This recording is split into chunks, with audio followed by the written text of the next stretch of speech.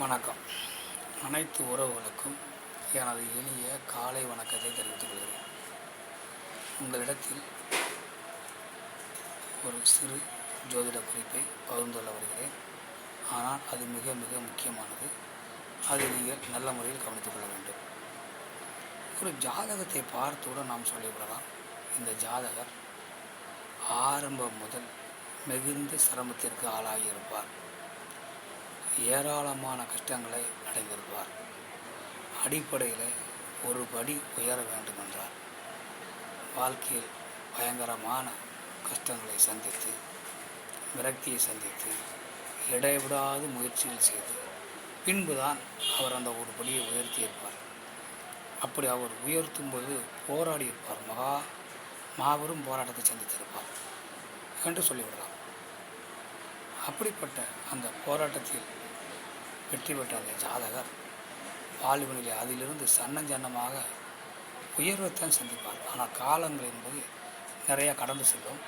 ஆனால் உயர்ந்தவர் பின்னோக்கி வரமாட்டார், மேலும் மேலும் முன்னோக்கி செல்வார். அந்த அமைப்பையும் அந்த கிரகம் அந்த ஜாதகர் கொடுக்கும்.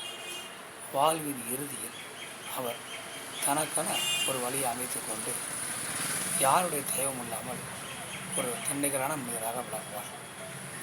இது பல கிரக அமைப்புகள் உள்ளன. அதில் ஒரு அமைப்பை மட்டும் நான் வைத்து இந்த பலனை சொல்வோம். மனதிற்கும் உடலிற்கும் காரகனாக இருக்கக்கூடிய சந்திர பகவான் உங்கள் ஜாதகத்தில் எங்கு இருக்கிறார் என்று பாருங்கள். அந்த சந்திர பகவானுக்கு 6, 8, 12 என்று சொல்லக்கூடிய மறைவு ஸ்தானங்களில், துர்ஸ்தானங்களில் செல்வத்தின் காரகன், ஆன்மீகத்தின் காரகன், குழந்தையின் காரகன், அறிவுக்காரகன்,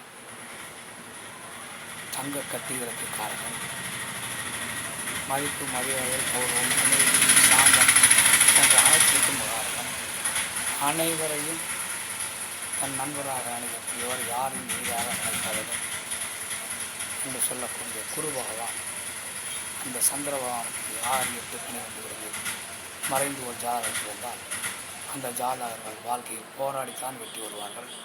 ஆனால் வெற்றி என்பது நிரந்தரமாக இருக்கும், தீர்க்கமாக இருக்கும். மற்றவற்றை நாம் அடுத்தபடி காண்போம். நன்றி, வணக்கம்.